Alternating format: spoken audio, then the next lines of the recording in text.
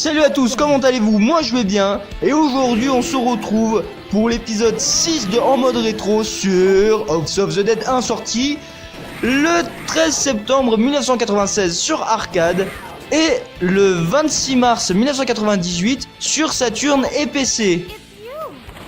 Et c'est un rail shooter. Qu'est-ce qu'un rail shooter, vous allez me dire? Alors un rail shooter, c'est un genre où c'est comme un FPS. Sauf qu'on ne voit pas l'arme, on voit juste le réticule. Et aussi on ne contrôle pas la direction du personnage, c'est-à-dire c'est le jeu qui décide. Nous ce qu'on fait, on tire. On cherche pas à réfléchir, on tire. En japonais, le jeu s'appelle Zaasu Obusa Debo. Et en français ça veut dire la maison des morts. Parce qu'en anglais ça veut dire House of the Dead. Voilà, pour ceux qui sont nuls en anglais. Alors, de quoi parle ce jeu? Alors, en fait, le jeu, c'est un jeu où on doit tirer sur des zombies. Voilà. Et des créatures étranges aussi. D'ailleurs, l'ambiance du jeu a un côté très nanar, très série B. Genre, à croire que c'est Robert Rodriguez qui a écrit le scénario. Enfin, bref. On y incarne deux personnages. Ce sont des agents spéciaux. L'un d'entre eux s'appelle Thomas Rogan et l'autre s'appelle tout simplement G.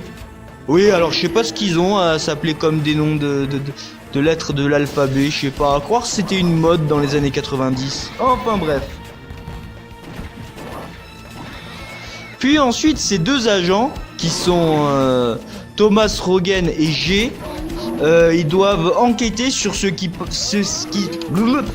se passe dans un manoir hanté.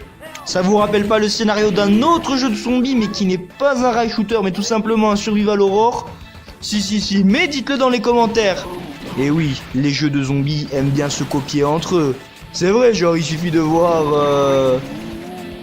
les jeux de zombies qui se copient entre eux, genre j'en sais rien moi, The Evil Within, pour moi c'est une copie de Silent Hill, bordel.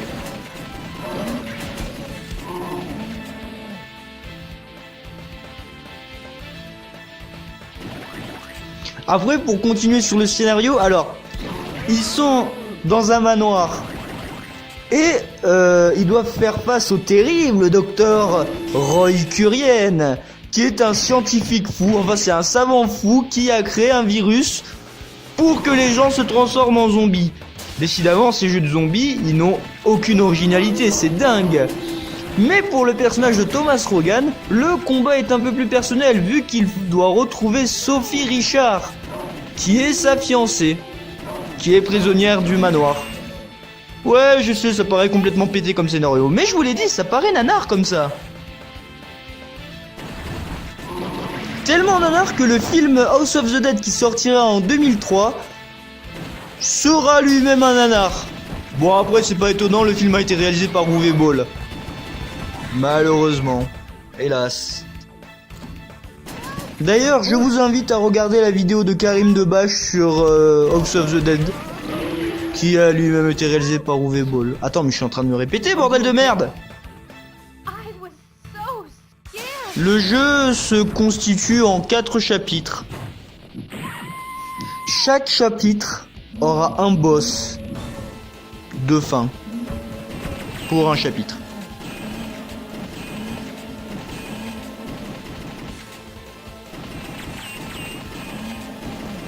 Ah oui, aussi dans le jeu il y aura des scientifiques à sauver en tirant sur les monstres qui veulent les bouffer.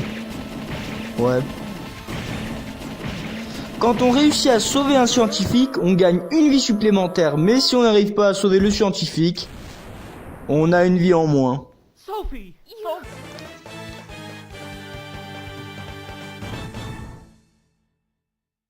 Il y a en tout 5 niveaux de difficulté dans le jeu, que ce soit sur la version arcade ou sur console. Mais sur la version arcade, en général, c'était le gérant de la borne d'arcade qui gérait la difficulté du jeu.